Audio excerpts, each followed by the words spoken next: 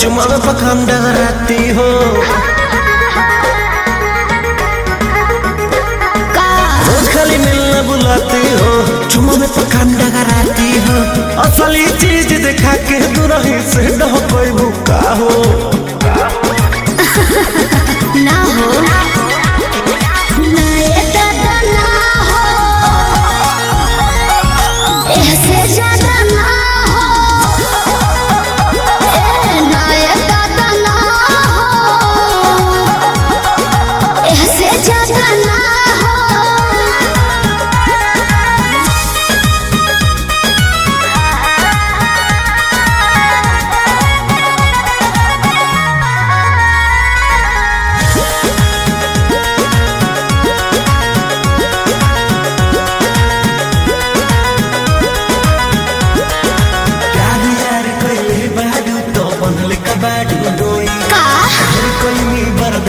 गोरी अब बर्दाश्त ना होई।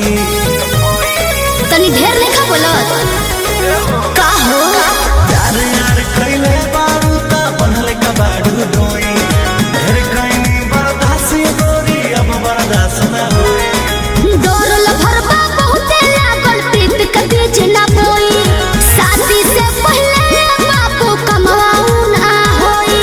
कवना बात के चिंता पड़वे खुल के खूबे खाओ जय हो।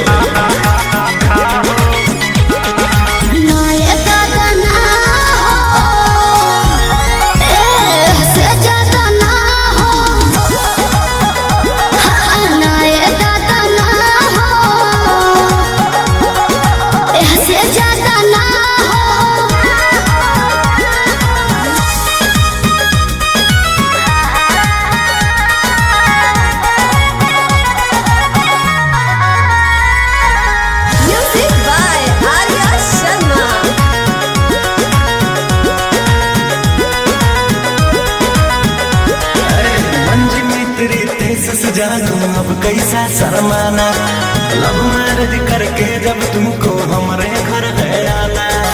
अपन को तेरे घर नहीं आना है, समझा? तू मेरी है हम तेरे हैं, फिर कैसा शर्माना, लव मैरिज करके जब तुमको हमारे घर है आना। चिकन चिकन बात में राजा हम ना तहरा करेबो, जब से नूर डलबो तो हम तोहरा के न मना करे। हार्ट बीट बढ़ल बा दिल के बहिया में आ जा।